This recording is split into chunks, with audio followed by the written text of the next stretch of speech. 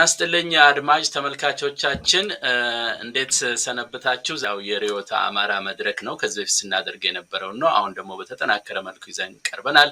ባለፈው በማስታወቂያ እንደጀመርነው ዛሬም እንደዛው ነው ልንጀምረው።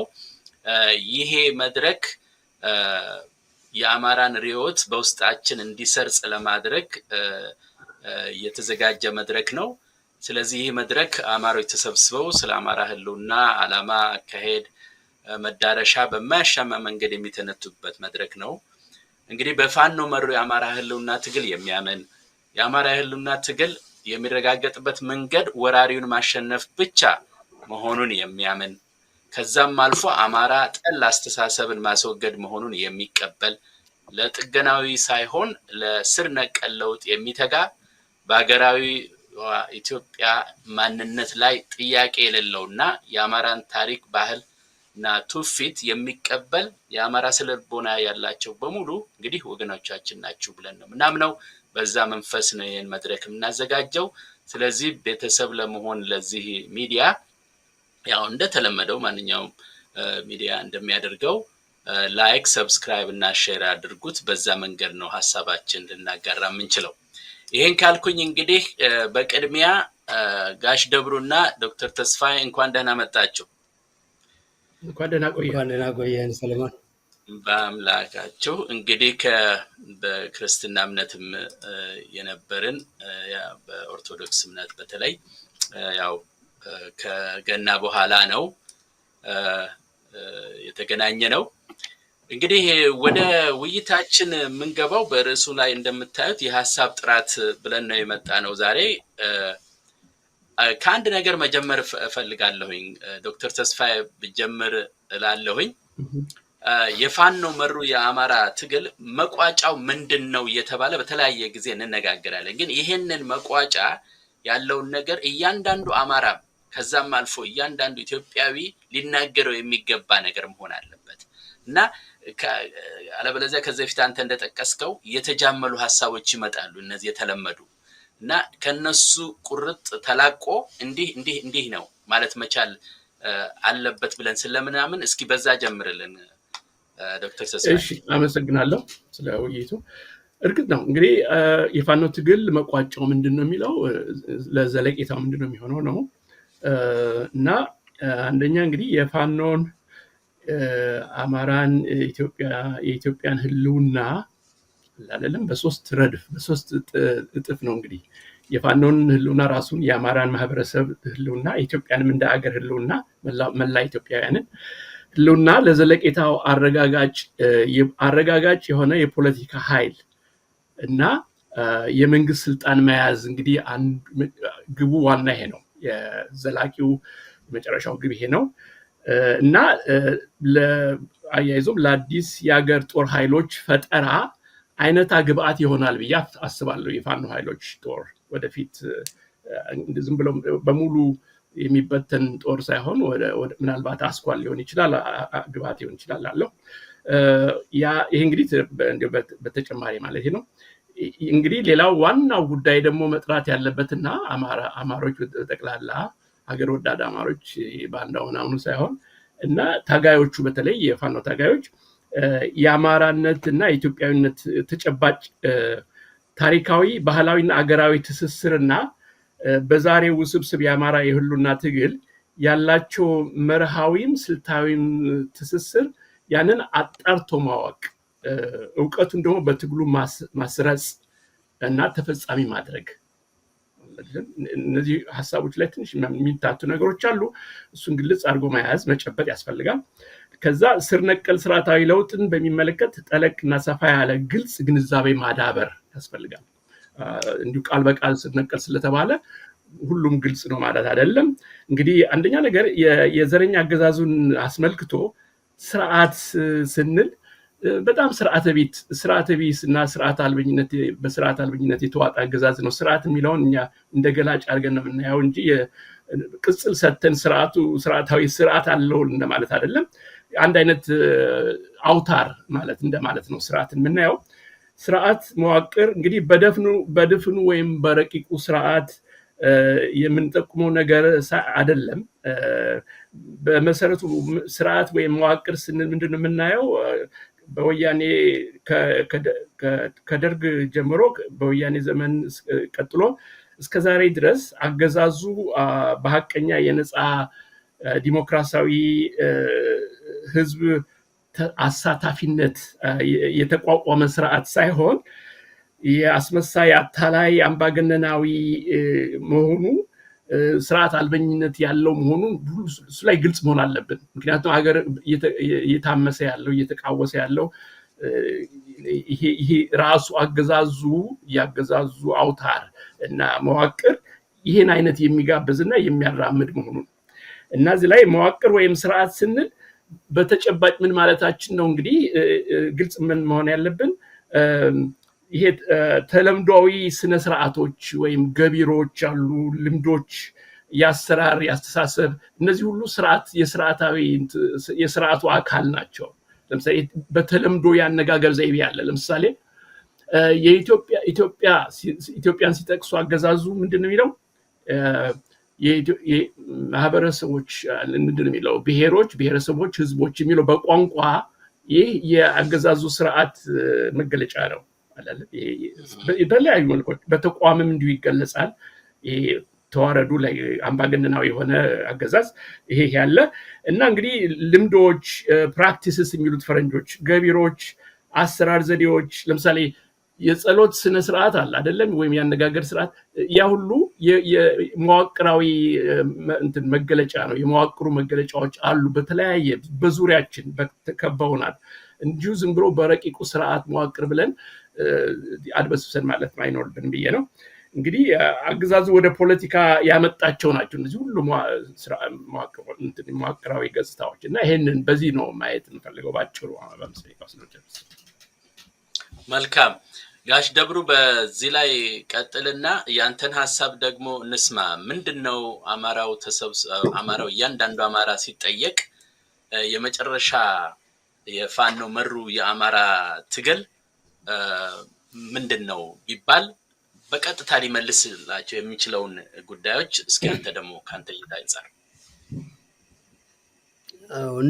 እንደ አመጣጡ እንደ ታሪኩ ነው። ትኩስ ሬሳ የደረቀውን አስነሳ ይላል።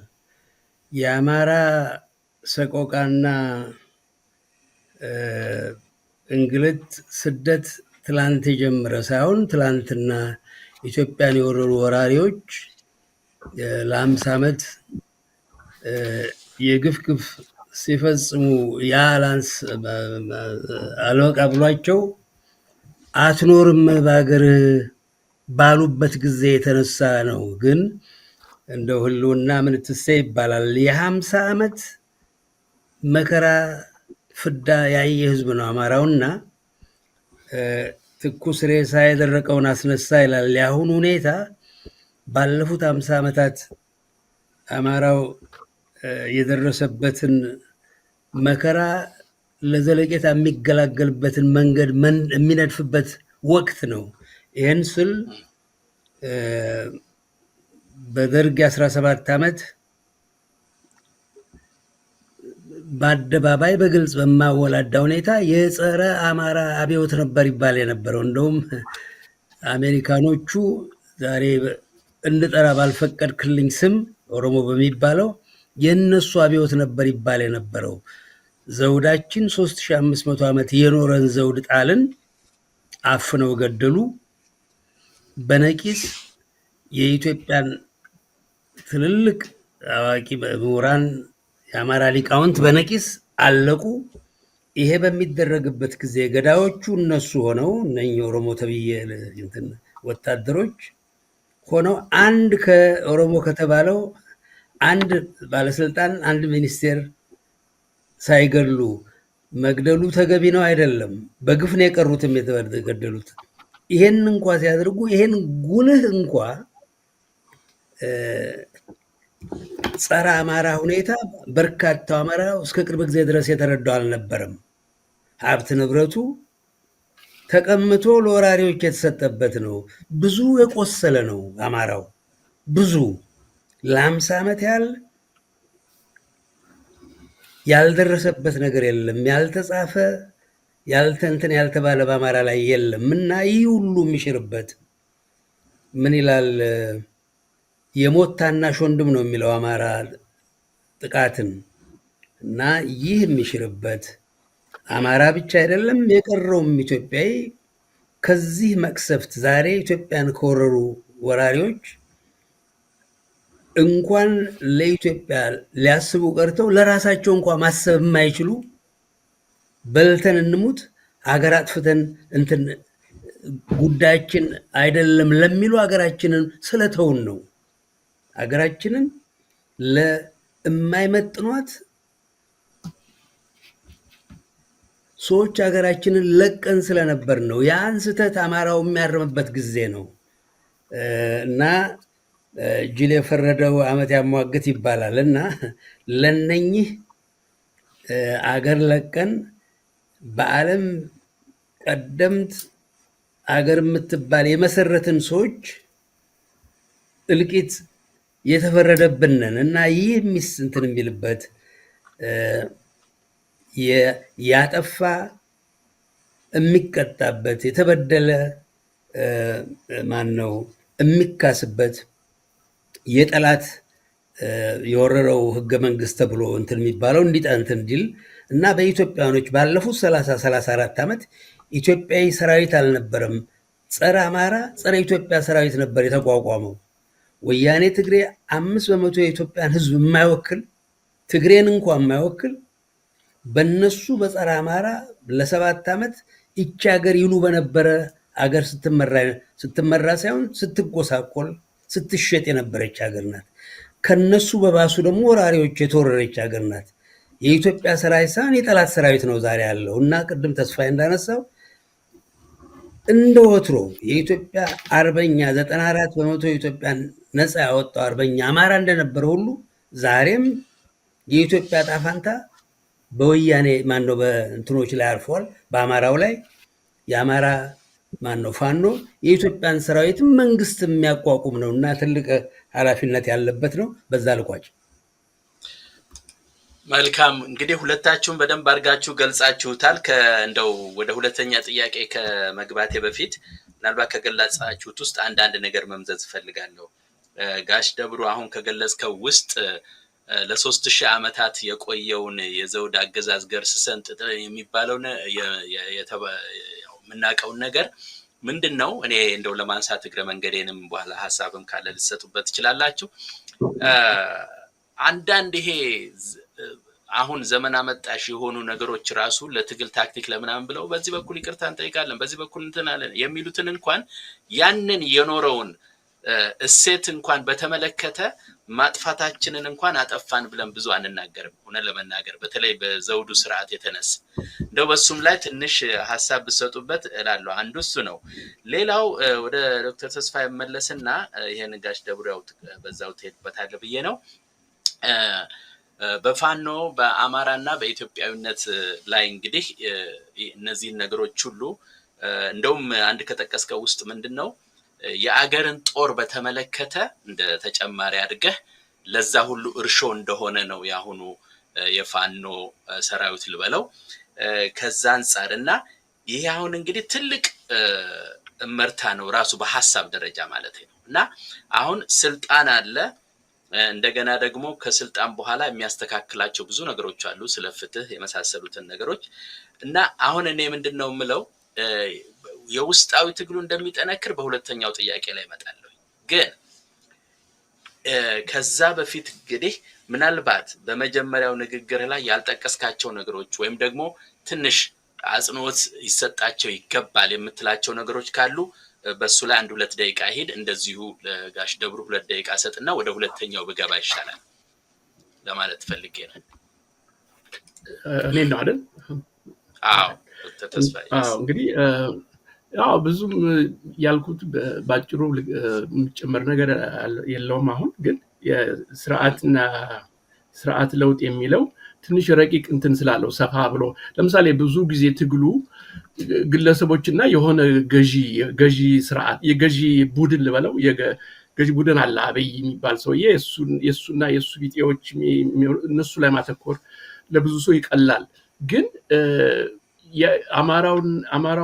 አማራውን ህልውና አደጋ ላይ የጣለው ኢትዮጵያንም እንደ አገር አደጋ ላይ የጣላት እኮ የሆነ የጎሳ ቡድን ወይም ፓርቲ ምን በለው ወገን ብቻ ሳይሆን ዘረኛም ቢሆን ዘር ዘለል ለምሳሌ ከወያኔ ትግሬዎች ወደ ኦነጋውያን ኦሮሞች የመጣ ሁለቱ ነገሮች የሚጋሩት እና አንድ ስርዓታዊ ተጽዕኖና ስርዓታዊ ጭቆና አለ አማራው ላይ።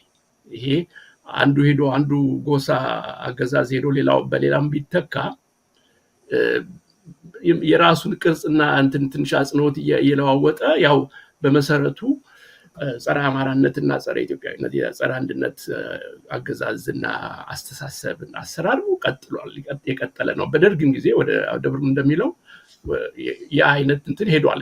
ከዛ ነው የሚጀምረው። በደንብም ያፈጠጠ ያገጠጠ ዘረኝነትም ባይሆን የደርጉ በደንብ የተገለጸ በዘር ላይ ተመርኩዤ ነው የምገዛውም ባይልም በተጨባጭ እና በሂደቱ የታየ ነገር ነው እና ስለዚህ በአጽንኦት እኛ ግልጽ ማድረግ ያለብን ለአማራው ማህበረሰብ እና በተለይ ለፋኖ ታጋይ ኃይሎች ስርዓቱ ምን ይዘቱና ቅርጹ ምንድነው፣ እንዴት ተለዋዋጭ ጎኖች አሉት፣ ግን መሰረታዊ ምንነቱ ቀጣይ ነው እና ያ ነው ከስሩ መመንገል ያለበት እና እዚህ ላይ ደግሞ ያው አስተሳሰብ ራሱ የስራዊነቱ አንድ አካል ነው። ምንም እንኳን ይሄን ያህል የረባ አስተሳሰብ ባይኖርም እዚህ ላገዛዙ አለ አይደለ ይሄ ዘረኝነት የቀጥታ ከርዝራዥ አስተሳሰብ ነው። ከስታሊን ሌኒን ስታሊን የመጣ ብሔሮች ብሔረሰቦች ህዝቦች የሚለው ኢትዮጵያን የጎሳዎች ቁጥር ድምር የሚያደርግ አስተሳሰብ አለ አይደለ ኢትዮጵያን የማያይ ስለሆነ ያንን ነው እንግዲህ ያን አይነት የአስተሳሰብ ፈለግ ተከትሎ ሐሳቡን ራሱ መቅጨትን ባይባል ማውደም ያስፈልጋል፣ እንዳልነበረ ማድረግ ያስፈልጋል፣ ፍሬዝ ማድረግ ያስፈልጋል። ምክንያቱም በዘረኞች ብቻ ሳይሆን በብዙ ይሄ የዋህ አማሮችም ራሱ ፋኖች ሳይቀሩ ይሄን የዛን አሰራር የዛን ስርዓት አሰራርና አነጋገር ሳያውቁትም ሆነ ያውቁ ይጠቀሙበታል። ለምሳሌ ብሔሮች ብሔረሰቦች እሱ እኮ ነው የሰው መቼም ባደገበት ነው እና የሚሄደው። አሁን እነዚህን አስተሳሰቦች ሳያውቁም በዛ ነገር ነው እና የሚያድጉት በአመራሩም በሚመጣ ተጽዕኖ በሁሉም ነገር ገብቶ ስለሚያገለግሉ ያ ነው ተጽዕኖ ያመጣባቸው እና እንግዲህ ያንን ነው ከስሩ መንቀል የሚያስፈልገው ለማለት ነው መሰለኝ አይደለም? እንደዛ ነው። የአስተሳሰብ ስር ነቀልነት ምለው እዛ ላይ ነው። ስር ነቀል ሐሳብ ወይም አስተሳሰብ መሳሪያ ቢሆንም አስተሳሰብ ራሱን አዙሮ አይቶ ራሱን መለወጥ አለበት። አስተሳሰባችን ራሱ ማለት አነጋገራችን አሰራራችን ነው። ራስን መፈተሽ ነው የለውጥ መጀመሪያው ያስባለው። በዚህ በተለይ ምሁራን እና ፖለቲከኞች የሀገር ወዳድ የሆኑ ምሁራንና ሀገር ፖለቲከኞች ፋኖ ኃይሎችንም ጨምሮ ያን አይነት በቃ በጣም ገባና ጠጋ ያለ ራስን መፈተሽና እንዴት ተለውጫለሁ ራሴስ ቢሆን አሁን የፋኖን ባህል ለመከተል የሀገራዊነትን ለመከተል የሚል ምርመራ ራስ ላይ ያስፈልጋል ሁልጊዜ። መልካም ወደ ጋሽ ደብሩ ወደ አነሳሃት ቅድም ነጥብ ልመለስ። ምክንያቱም ሁላችንንም ጨምሮ ብዙዎቻችን በተለይ ደግሞ በዚህ በደርግ ስርዓት ያደግን ልበለው ራሴን ጨምሮ የነበረው አስተሳሰብ ሌላ ስለነበር በዚህ በዘውዱ ስርዓት ላይ በነበረው ለዚህ ለ3000 ዓመት የነበረው ጉዳይ ላይ እንብዛም እንኳን ይቅርታ ስንጠይቅ እንደውም እኔ እንደምገነዘበው ብዙም ጥላቻ እንኳን ባለለው አሁን እንኳን ራሱ በትክክል እንኳን አልተገነዘብነውም እና እስኪ በሱ ላይ ትንሽ የኛ ድንቁርን አንድና ሁለት የለውም እኮ ይሄ ቀለም የቆጠረው ከትምህርት ምንድነው? አንድ ተረት አለ፣ አባባል አለ፣ ተረት አይደለም አባባል። ከመጠምጠም መማር ይቅደም ይላል። ዛሬ ዶክተር ምንትሴ ጨርቅ ፈረንጅ ገሰሮ ጨርቅ ለባብሶ ዶክተር ምንትሴ ሲባል ትላንት አንዱ የእንስሳ የምን የሆነ እርሻ ተምሬ በገጠር ዘመኖች ይሄዳ እንደው አሞኝ ይላል አላጎቱ መጥቶ እሱ የእርሻ ነው ትምህርቱ እና እንደው ቆረጥ ምን ያማክረኛል አለ እና እንደውም ሲቀልድ እርሻ ተምሬ ጤፍ ተዘርቶ ጤፉ አልበቅል ይላል የገጠር እንትና ዘመዶቼ እንትን በል መላመት አይሉኛል አለ። እኔ አንድም ነገር አላቅ አለ ስለዛ። በኋላ አንድ ዘመድ እንትን ይመጣና መሬቱን ከብት ይጠቅጥቀው አየር ሊያስወጣ የሚያስችል ብሎ ገጠሬው የኛ እኔም አንድ የአባቴ ወንድም አንድ ጊዜ እንዲሆነ ደንቆሮ አለና እንደው ዶክተሩን ነው ወይ ደንቆሮ የምትለው ትለዋለች እናቴ ስታልፍ ጎራ። አይ እሱ ደግሞ የእሱ ትምህርት አለ እሱ ቁስሉ ምኑን ይጠራርግ እንጂ ትምህርት አለበት አለ ይላል። መሪጌታ ነው የአባቴ ወንድም ነው ይሄን ያለው እና አሁንም የኛ ትምህርት የትኛው የቀዳማዊ ኃይለ ሥላሴ እሳቸው 8ኛ ክፍል በወጉ ተማሩ የሚባሉ አይደሉም። ግን የትኛው የኢትዮጵያ እንትን ያደረገውን ነው በቀዳማዊ ኃይለ ሥላሴ ጊዜ ያቋቋሙት አየር መንገዳችን ነው ዛሬ በአህጉሩ አንደኛ እንትን የተባለው። በሙሉ ኢትዮጵያ ውስጥ የሚኮራበት ነገር ሁሉ ቀዳማዊ ኃይለ ሥላሴ መንግስት የተሰራውን በጠላት የደቀቀ በካዝናው ሳንቲም ያልነበረው ምንም አንዳንድ ነገርም ግድፈት ማንም እንደሚኖረው ሁሉ ቢኖርባቸው እንኳን የሳቸው መንግስት ማንም ያላደረገውን ድፍን አፍሪካውያኖችን ለነፃነት ያበቃ ያኮራ የኃይለ ሥላሴ ኢትዮጵያ የተከበረችበት ማንም ኢትዮጵያ በሄደበት። እንደውም አንድ ሴትዮ ባለፈው እንትን ሲሉ አሜሪካ የገባ ኢትዮጵያ አንድ ቀን ወረቀቱን እስኪያገኝ ድረስ ጠብቆ አቅም ነበር በጃንሆይ ጊዜ ያሉ። እንደዛ የነበረችበትን ሀገር ነው ዛሬ በአረብና በእንትን በእንደነ አብይ አይነት በእንደነ መንግስቱ በነ መለስ በተባሉ በነ ኃይለማርያም እነኚህ ከሰው ሊቆጠሩ የማይገባቸው ሰዎች የወደቀችው ቀለም የቆጠረው አጋሰስ በተለይ አማራው በራሱን የጠላ እኔንም ጨምሮ በድንቁርናችን እንትን ያልንበት ነው እና ምን ሊወዳደር ይችላል? በጃንሆይ ጊዜ የነበረና ምን በምኑ እና ዛሬ መሬት ላይ ያዡ አንድ ዶክተር እናንተ አንድ ጎንደሬ ባለፈው የመሬት ይዞታው እንትን ሲጠይቁት አጥፍቻለሁ እንኳን አላለም። የመሬት ይዞታ የሚባለውም በጃንሆይ ጊዜ በ1945 ነው በ1900 በሆነ እንትን ዘመን የመሬት ይዞታን እያንዳንዱ ርስት የሌለው ኢትዮጵያዊ ግማሽ ጋሻ እንዲሰጠው የጸደቀ ደንብ ነበረ። ይሄንን እንኳን የኢትዮጵያ መሬት የዛሬ 50 ዓመት እንትን ያደረጉት ሰው ይሄን እንኳን አያውቅም ነበር የሰውዬ እና ዘገየ አስፋው የሚባል የዛሬ እነኚህ ኢትዮጵያን ያጠፉ እንትን ሰዎች መዓት እኔ ባደኩበት ዘመዶቻችን መዓት ሩብ ጋሻ መሬት መኖር ወንጀል ተብሎ በቁማቸው ቆዳቸው ተገፎ የተገደሉ አማሮች ነበሩ።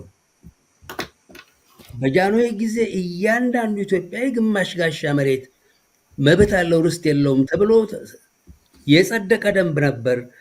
መሬቱን ማነው ለማልማት ገንዘብ ስለሚያስፈልግ ምዕራባኖቹን ሲጠይቁ እንኳን ሊሰጡ ከራሻ ያገኙትን ገንዘብ እንኳን ለእርሻ ካዋላችሁት አንድ ነገር እናደርጋችኋለን ብለው ያጨናገፉ ባዕዳኖች ናቸው። ይሄን አቅም ነበር የኢትዮጵያ ቀለም ቆጠረ እና ስለዚህ ሊወዳደር የሚገባን የኛ ድንቁርና ነው።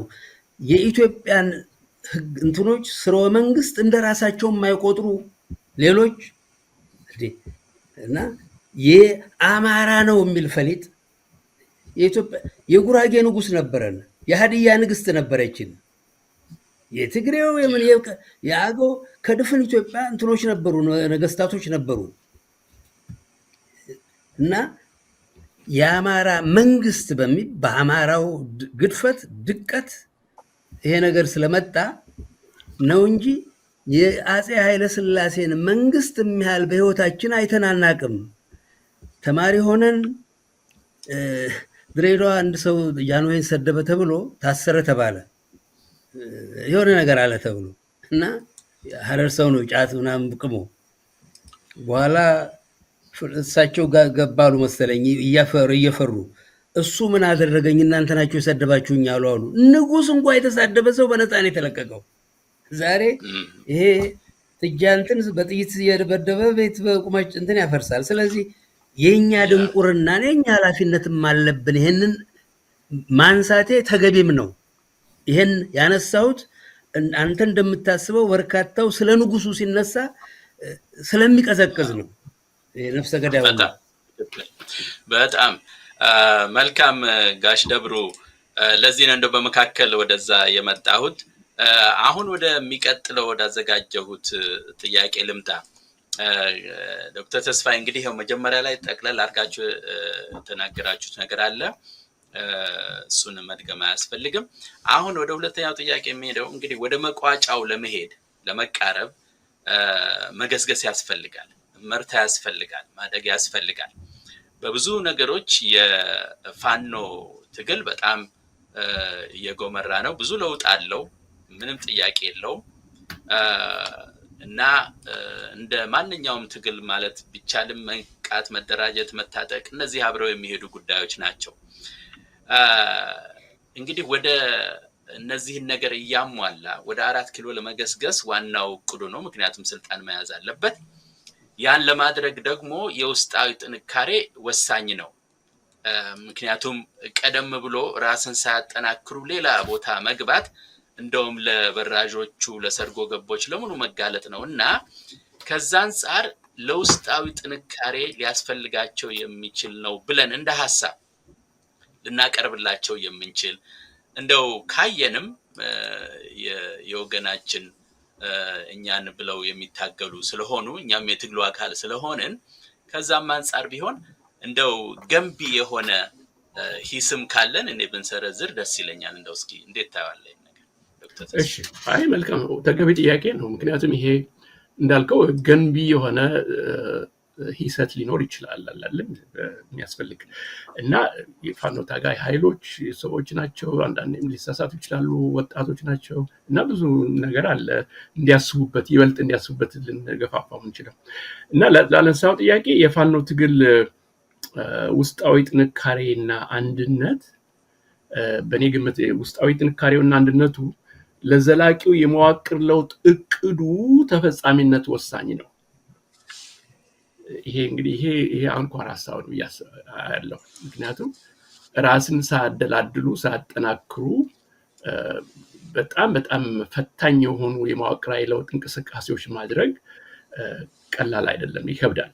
ስለዚህ እንግዲህ ያው ይሄ አድራጊ ፈጣሪነትን ማጠናከሩ ራሱ የፋኖዊ የሆነ የፋኖ ኃይሎችን አድራጊ ፈጣሪነት ስንል የአስተሳሰብ አቅማቸውንና እቅድ በአስተሳሰብ የዓላማ እቅድ እና የስልጣን እቅድ ማውጣት ራሱ የአስተሳሰብ ሁሉ ነው እና ያንን አድራጊ ፈጣሪነት ወይም አሳቢና አድራጊነት ማጠናከሩ ፋኖ መዋቅር እንግዲህ ምንድነው መዋቅራዊ የፋኖ ኃይሎች መዋቅራዊ ለውጥ ለማምጣት እየታገሉ ነው፣ ይደገፋሉ። በዚህ በጣም እንደግፋቸዋለን። ግን ራሳቸውን ፈርጠም ያለ መዋቅራዊ ቁመና መስጠት አለባቸው አይደል? እሱን ሳያረጉ መቀጠል አይችሉም ወይም ሊታገሉ መታገል አይችሉም ማለት ሳይሆን ትግላቸው ይበልጥ አመርቂ እንዲሆን ከፈለጉ ራሳቸውን በድርጅታዊና የአስተሳሰብ መዋቅር ገንብተው አሳድገው መሄዱ ሊጠቅማል እንጂ አይጎዳም። ይሄ ያለ ነው። እነሱም ራሳቸው ይገነዘቡታል። ይሄን አያውቁትም ብለን አይደለም የምንናገረው፣ ግን በጥሞና እንዲያስቡበትና እቅድ አውጥተው ያንን ዓላማ ላይ ግቡን እንዲመቱ ማለት መጠናከሩን እንዲያፋጥኑት ማለት ነው። እንግዲህ ፋኖ ከውስጥ ወደ ውጭ የሚያካሄደው ትግል አለ ምለዋለኝ። እኔ ምንድነው ከውስጥ ወደ ውጭ ስል ውስጣዊነቱ ያው የራሱ ድርጅታዊና ወገናዊ እንትኑ ነው። በቃ ቁመናው በሙሉ የአማራ ፋኖ ኃይሎች በሙሉ የገሌ አካባቢ ሳይባል እነሱ እንግዲህ ውስጣዊ የየራሳቸው የሚሆን የራሳቸው ብቻ እንደ ፋኖ ትግል በጠቅላላ አላቸው ውስጣዊነት እና ያ ደግሞ ፈተናዎች እየገጠሙት እንደሆነ እናያለን። ለፋኖ አዲስ ቢሆንም ይህ አይነት ፈተና ለአማራው ትግል ከአብዮቱ ዘመን ጀምሮ ከተማሪው ንቅናቄ ዘመን ጀምሮ በደርግ ቀጥሎ ወያኔን አከታትሎ እስከዛሬ ድረስ ያልተለየን እንትን አለ፣ ይሄ ፈተና አለ። ምንድነው ይሄውም ይሄ ስርዓታዊ ለውጥ ለሀገር የሚበጅ ለአማራው ህልውናም እና ብልጽግናም እድገትና መሻሻል የሚበጅ ለሀገር ልማት የሚበጅ ለውጥ ለማምጣት ሲሞከር ይሄ ሀገር ወዳዱ ሐቀኛ የሆነ ለውጥ ለማምጣት ሲሞከር ሁልጊዜ አንዣቦ የሚመጡ የሆኑ ያልሆኑ ማንሜና ኃይሎች አሉ። ይሄ ያለ ነው። ግለሰቦች ይሆናሉ፣ ሚዲያ ሊባሉ ይችላሉ፣ ከውጭ ኃይሎች ጋርና ጥቅመኞች ጋር ሊተባበሩ ይችላሉ እንደዚህ በመጠኑ እና እነዚህን ሁሉ ደግሞ አላለም ትግሉን ለምሳሌ ሲያጸዳ ራሱን ሲያጠናክር በዋናነት አንደኛ የራሱን ድርጅታዊ አስኳል ይፈጥራል፣ ያጠናክራል፣ አስተሳሰቡንም እንዲሁ ፈርጠም ያደርጋል፣ ቅርጽ ይሰጣል። ከዛ አልፎ ደግሞ ይሄ መጀመሪያ ራሱን ድርጅታዊ ፖለቲካዊ ቤቱን ሲያጸዳ ትግሉን ከባንዳዎች፣ አስመሳዮች፣ ጥቅመኞች፣ ሰርጎ ገብ ጠምዛዦች ማጽዳት ማለት ነው እሱ ራሱ። ይሄ እንግዲህ እንዳልነበሩ የሚያደርግ ፍሬቪስ የሚያደርግ እነዚህን ከወዲሁ ቀደም ብሎት እነዚህን ማድረግ ያስፈልገዋል ማለት ነው። በበጎ መንፈስ ደግሞ ራሱን ማጠናከርም አለበት ማለት ነው። ይሄ ነው እንግዲህ ውስጣዊነቱ። ይህን እያደረገ ሲሄድ መዋቅራዊ ለውጥ የማምጣት አድራጊ ፈጣሪነቱን ያዳብራል። ፈረንጆች ኤጀንሲ የሚሉትን እያዳበረ ይመጣል ማለት ነው። ስለዚህ አንደኛ ለህልውናው ወሳኝ ነው ይህን ማጠናከሩ ውስጣዊ እንትኑን፣ ሁለት ለአማራው ህልውና በጣም ወሳኝና ጠቃሚ ነው። ለመዋቅራዊ ለውጥ እቅዱን ተፈጻሚ የማድረግ ጥረቱ ላይ እሱም በጣም ወሳኝ ነው። እንግዲህ ትግሉን አጓታች እና አሰናካይ ጣልቃ ገብ ግለሰቦችን ወይም ስብስቦች ሊሆን ይችላል። የሚዲያ አለ፣ የፖለቲከኞች አለ፣ ብዙ የተለያዩ ናቸው። ብዙ ዝርዝር አሁን ጊዜ አላጠፋም። እነዚህን ወገኖች እንግዲህ አንዳንዶቹ ሁሉም እንደ ጠላት ይታያሉ ማለት አይደለም። በተለይ የሚዲያ ሰዎች ግን በተጨባጭም ይሁን ሆን ብለው ጉዳት እያመጡበት ስለሆነ እና ለምሳሌ ታጋዮችን መከፋፈል እና በጎሪጥ እንዲተያዩ ወይም እንዳይተማመኑ የሚያደርግ የሚዲያ የፖለቲካ እንቅስቃሴ ስብል ይህንን ሁሉ ማግለል የነዚህን ወገኖች ጥረት ፍሬቢስ ማድረግ ግድ ይለዋል ፋኖ ብዬ አስባለሁ። ይሄ ደግሞ ከወዲሁ ቅድመ ግንዛቤና ቅድመ ድርጊት ነው የሚሆነው እንጂ እንደዚህ እንደ እስክንድር አይነት ጣልቃ ገቦች ሲከሰቱ ተነስቶ ወዲያ ከማለት በፊት ይህን ነገር በኢትዮጵያ የአብዮት ታሪክና የለውጥ ታሪክ እንዲህ አይነት ኃይሎች ሁልጊዜ እንደነበሩ በማወቅ እና ይህንን ግምት ውስጥ በማስገባት ከወዲሁ መዘጋጀት፣ እንዲህ አይነት ሲነሱ ምን እንደሚደረግ በደንብ እቅድ ማውጣት ያስፈልጋል ብዬ አስባለሁ። እንግዲህ እና በቀዳሚ ግንዛቤ ግምትና እርምጃዎች ይሄ ፈረንጆቹ እንግሊዝ ተናጋሪዎቹ ፕሮአክቲቭ በሚሉት እርምጃዎች እየተወሰዱ እርምጃ ስል እኔ የግድ የመጨረሻው እርምጃ ይወሰዳል ይሄ ሰው ያጠፋሉ ማለት ሳይሆን ይሄ የሚያስፈልጉ ስቴፕስ መወሰድ ይኖርባቸዋል እና ጣልቃ ገብነትን መከላከል፣ ከጨዋታው ውጭ ማድረግ እነዚህን ኃይሎች መጨረሻ ላይ እንግዲህ ላለፉት 10 ዓመታት እነዚህ እንዳልኩት ቅድም ቦዝኖ የማያውቁ ሐቀኝነት የጎደላቸው የተለያዩ ታዋቂ ፖለቲከኞች ሚዲያተኞች ይላቸዋሉ። ሌላ ቃል ስለሌለኝ ጋዜጠኞች የሚለው ትንሽ ጥበብ ስለሚልብኝ ሚዲያተኞች የሚለው የሙያተኞች እንደሚባለው በሚዲያ የሚተዳደሩ ይሄ ለአዲስ ቃል ነው እንግዲህ ግን ይሰራል ብዬ አስባለሁ። ሚዲያተኞች የዘመኑ እና ያለፉት ነባር የሆኑ ወገኖች አሉ ወያኔዎች እና የነበሩ ደግሞ አሁን ደግሞ የዘመኑ ቢጤዎች አሉ እንግዲህ ግለሰቦች እና እንደዚህ ለምሳሌ መጥቀስ ቢያስፈልግ ለምሳሌ አንዳርጋቸው ጽጌ ያለ፣ ልደቱ አያሌው፣ ገዱ እንዳርጋቸው ይባል፣ እስክንድር እነዚህ ሁሉ በዛ የሚጠቃለሉ ናቸው እና የፋኖ ኃይሎች እንግዲህ የሚዲያ አጠቃቀም አካሄዳቸውን እዚህ ላይ ጠንቀቅ ብለው ስልት ባለውና ይሄ ስርዓት ባለው መንገድ መጠቀም ይኖርባቸዋል። አለበለዚያ ራሳቸውን ያጋልጣሉ ለሆነ ላልሆነ ችግር። በጣም አዎ። ምክንያቱም የተለያዩ ነገሮች ጠቅሰሃል። እንትን ካለ ወደ በኋላ እንደገና መጣለሁኝ።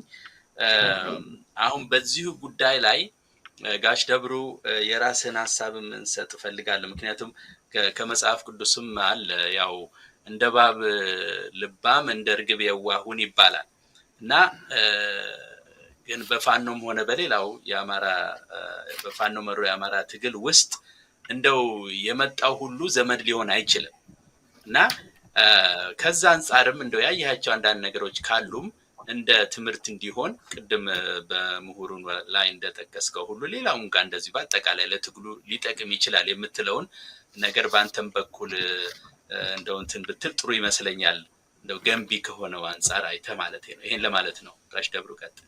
እሺ፣ ቅድም በጠቀስኳት መሰረታዊ እንትን ነውና እንደው ሊዘለል እንዳይገባ ማን ነው አንደኛ 3000 አይደለም 3500 ነው ዘውዱ። የኢትዮጵያ ለረጅም ጊዜ በዓለም ሳይቋረጥ የኖረ የዘውድ ስርዓት የኢትዮጵያ ነው። 3500 ዘመን ነው በላይ ነው። ማንም እንኳን 3000 2000 የደረሰ የለም ሌላው። ስለዚህ ይህን ዘውድ በሚጣልበት ጊዜ የጣሉት ንጉሱን አፍነው ማን እንትን እንዳደረጉ ገልጭ ያለው ቅድም እነ መንግስቱ ኃይለማርያም እነ ደበላ ዲንሳ እነ መንግስቱ ገመቹ ተካቱ ሁሉ እነኚህ የተባሉ ሰዎች ናቸው ንጉስ አፍነው የገደሉና 80 አንቱ ነው እንትን ያሉት። ስለ ነገስታት ጉዳይ ከተነሳ በቀደም እንኳን በተሞከረው በነ መንግስቱ ነዋይ ሙከራ ንጉስ ለመግደል አልነበረም። እንትን በአልጋ ወራሽ ነው እንዲህ ለመተካት ነበር የተመኙት። እንግዲህ ዘውዳዊ ስርዓት የተከበረ ጃፓንን የመሰለ መንግስት ዛሬም ተከብሮ የኖረ ኮንስቲቱሽናል ሞናርኪ የሚባል ያለው እነ እንግሊዝ በእንግሊዝ በእንትን ነው 7800 ዓመት የኖረ እንትን ተከብረው ዘውዱ ዛሬም አለ። እነ ዴንማርክ አውሮፓ ውስጥ እነ ስፔን ስንቱን ቆጥሬ እነ ታይላንድ በእስያም ዘውዳቸው ተከብሮ እንትን ያለ ነው። ሊሻሻል ሲችል ነበረ የተፈጁት እና መፈጀት ብቻ አይደለም አማራው ከስልጣን እንዲገለልም ከተፈጀም በኋላ መሬትን ያህል ነገር ያተላቀቀበት ጊዜ ነው። የኢትዮጵያ መስራች ህዝብ ያቋቋማት ግዙፉ ህዝብ ከርስቱ ከስርዓቱ ለኢትዮጵያ ትልቅ ባለውለታ የሆነች ቤተክርስቲያን ተዋህዶ በሷ ጦርነት የታወጀባት ከዚያ ጊዜ ጀምሮ ጭምር ነው። ስለዚህ ቀላል ጊዜ አይደለም ማለት ነው። እንዲህ በትንሹ የሚዘለል አይደለም እና ለእንትን ለጠየቀኝ ስለ ፋኖ እንትን አንዱ ትልቁ መሰረታዊ ጉዳይ እንደ ተስፋዬም አንተም አንስታችሁታል። ድርጅት እጅግ አስፈላጊ ነው። በሰው ላይ መንጠልጠል የለበትም። ሰው ነን እና በወጥ የሆነ መተዳደሪያ ደንብ ሊኖረን ይገባል። ፋኖ ዓላማ ግልጽ ነው፣ ባይጻፍም ግልጽ ነው ምን እንደሆነ እናውቅም። እርዳታን በሚደረግበት ጊዜ ምን ገባ ምን ወጣ ሊባል የሚችለው ስርዓት ሲኖር ነው እና አሁን በየቦታው ነው እንግዲህ መዋጮ። አሁን ትላንትናም 2-3 ሰዓት የፈጀ ስብሰባ ነበረን። ገንዘብ አዋጡ እና እንዲህ አንዳንዱም በተገቢ ቦታ እንትን ላይል ይችላል። አንድ ወጥ ቋት ሊኖረን ይገባል።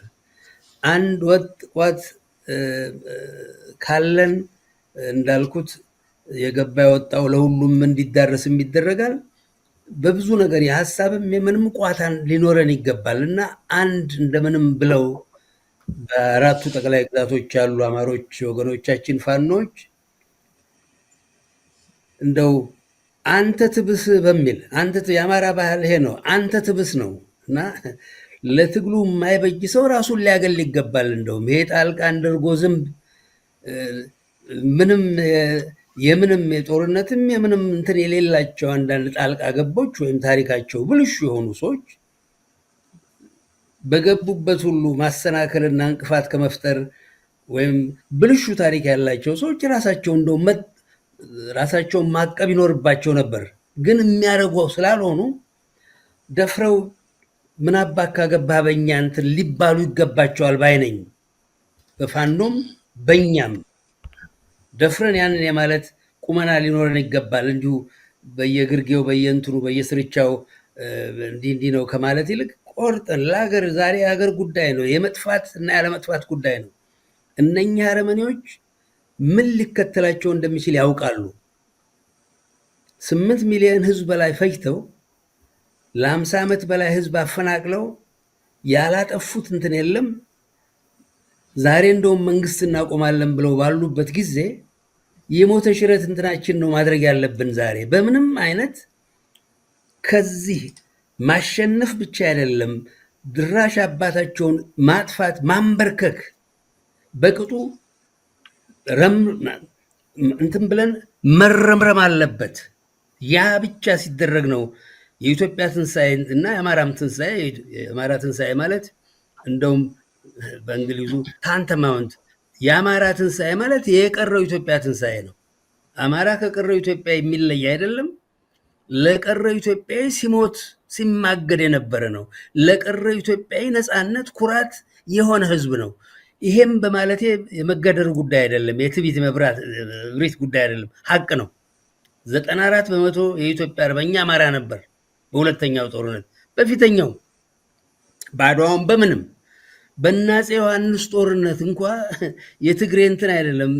ትግሬ የምንት ነው በቁጥሩ አማራ ነበር። ከቤጌ ምድር ከጎጃም ከወሎ እየተምዘገዘገ የአረቡንም የእነንትናንም የግብጾችንም ጦርነት ያሸንፍ የነበረው አማራው ነበረ፣ በርካታው ህዝብ። ስለዚህ ይሄን ወደ ኋላ ሳንል በመርህ ልንመራ እንድንችል አንድ ወጥ ድርጅት ያስፈልገናል። ስልጣን መያዝ የቀን ጉዳይ ነው እና ለቀረውም ኢትዮጵያዊ መድህን ነው እና ፋኖ ይህንም ሳይገነዝቡ የሚቀሩ አይመስለኝም እና ትልቅ ኃላፊነት አለበት ፋኖ። ትልቅ ኃላፊነት ነው ያለባቸው። አንተ ትብስ የሚል አቋም ሊኖራቸው ይገባልና አንድ ወጥ እንትን ይሆኑልን ነው። በዛች ልቋጭ። እዛ ላይ አንድ ጥያቄ ማንሳት ይቻላል ሰለሞን? እንግዲህ የፋኖ ያልከው ነገር በጣም ነው የምስማማበት ነገር ነው። አንድ ወጥ የሆነ ድርጅት አስኳል ፈጥረው ነው መንቀሳቀስ የሚችሉ ወደፊት ግባቸውን ለመምታት። ግን እንግዲህ ከታሪካዊ ዳራቸው ስታይ ፋኖነት በታሪክ በንጉሳውያን አገዛዝ ዘመን የሀገርን ጦር የሚያግዝ አለ አይደለም፣ ተጨማሪ ረዳት ኃይል ሆኖ የፈቃደኛ ዜጎች ነፍጠኞች ናቸው። እሱን ይዘው ጉዳዩን ከፈጸሙ በኋላ የወራሪው መንግስት ከተቀለበሰ በኋላ ወይም የውጭ ወራሪ ከተሸነፈ በኋላ ወደ ሲቪሊያን ስራቸው ይገባሉ። እና ግን የአንድ ንጉስ ወይም ንግስት አገዛዝ ነበረ። አሁን ያ ሁኔታው ተለውጦ ፋኖ ታጋዮች ላይ ያለው መካከለኛ ይሄ የተማከለው አገዛዝ አገራዊ ነኝ የሚለው አገዛዝ ከነሱ ጋር የሚተባበር ሳይሆን የነሱ ጠላትና አጥፊ የአማራውም አጥፊ ሆኖ የመጣ ነው እና ለዚህም ነው ትጥቅ ይዘው የሚታገሉት እና ወራራውን ለመቀልበስ የሚታገሉት። እና ይህ ከሆነ እንግዲህ የበንጉሳዊ አገዛዝ በባህል በታሪክ አንድ የሆነ መሪ ይወጣል። እንግዲህ ይሄ የባላባታዊ አገዛዝም ቢሆን ተዋረድ ኖሮ የሚመራ ንጉስ አለ፣ ሀገሩን የሚያስተዳድር ማለት ነው። ከዛ በኋላ ደግሞ አብዮት የተባለው ዘመን ሲመጣ ድርጅት ተፈጥሮ ይሄ ዝም ብሎ በጣም ይሄ አምባገነናዊ የሆነ ድርጅት አንድ ሰው ላይ እንትን ያለ ነው። የፋኖም ሆነ ከደርግ ጀምሮ በፋኖም በአሁንም እንደዛው ነው። ግን አሁን ፋኖች የሚሞክሩት ሊተባበሩ በታሪካችን ያልነበረ እና አዲስ ምዕራፍ እየከፈቱ ነው። ለምሳሌ የመተባበር አንድ ገን የሚወጣ መሪ የሚነግስ መሪ ሳይሆን ወይም ደግሞ አንድ ሁሉን ፈላጭ ቆራጭ ድርጅት እንደ ኮሚኒስት ድርጅት ሆኖ ሁሉንም ተዋረዱ ላይ በጣም ግጥምጥም ያለ እንደሱንም አይደለም እና በጣም አማራጫቸው ምንድነው ትላለህ ደብሩ? ማለት ይሄ በስምምነት ብቻ አንተ ትብስ መባባል በቅን ስሜት ብቻ ያ ነገር ይወጣል ትላለህ ወይስ በፖለቲካ ኃይል ወይ በትግሉ ኃይል አንድ አይሎ የሚወጣ ፋኖ ይኖራል ወይስ ምን ይታያል? እንደው ባጭሩ ለማለት ነው።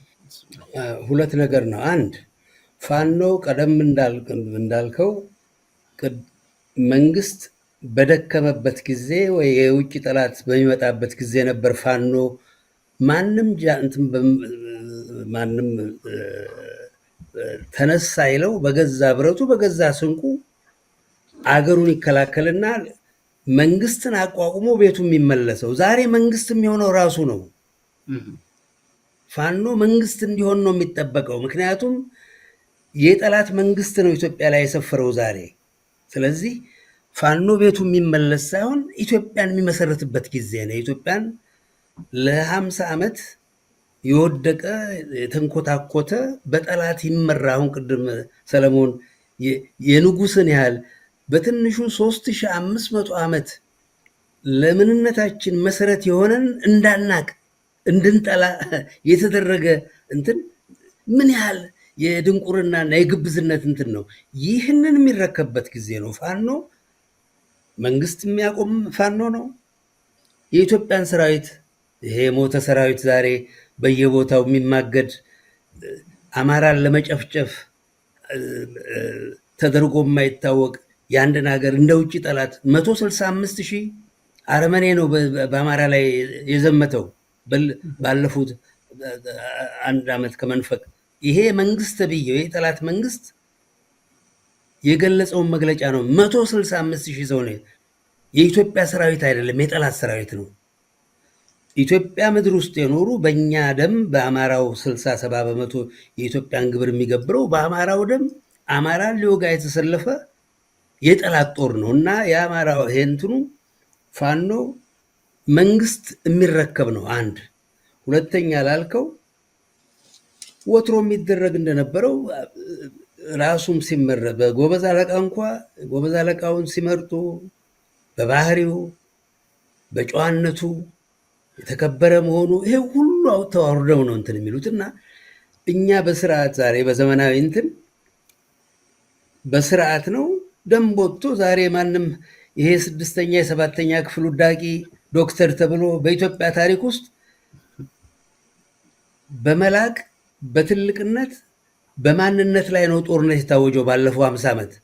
እንደ መንግስቱ አይነት የ8ኛ ክፍል ውዳቂ አገር የመራበት ጠቅላላውን የውዳቂዎች ባለፉት 50 ዓመት ውዳቂዎች የናኙበት ሀገር ነው ኢትዮጵያ።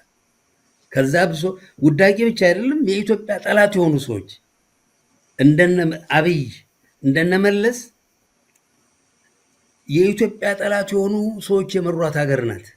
ስለዚህ ዛሬ አማራው አገር ወዳዱ አማራ ወደኋላ ሳይል አያት ቅድመ አያቶቹ ያቆዩለትን እዛ ማማ ላይ ጉብ ማለት አለበት። ያም ለማድረግ ወደኋላ ስላሉ ስለ ራሳቸውን የጠላ ትውልድ ስለተፈጠረ ነው እዚህ የደረሰውና ምንም የሚገድ ነገር አይመስለኝም። ብዙ የተማረ ሰው አለ፣ እርዳታ ይጠይቅ እንትን ቢባል ብዙ በሀገርም ውስጥ የተቃጠሉ ኢትዮጵያኖች አሉ አቀርቅረው የሚኖሩና እንኳን ፋኖ ስንት ልሂቃን ያሉበት ቀርቶ የ8ኛ ክፍል የ7ኛ ክፍል ውዳቂዎች ወያኔና እንትኖች ናቸው ኢትዮጵያን ለ34 ዓመት እነኛ አረመኔዎች 34 ዓመት ኢትዮጵያን ያጨማለቁ።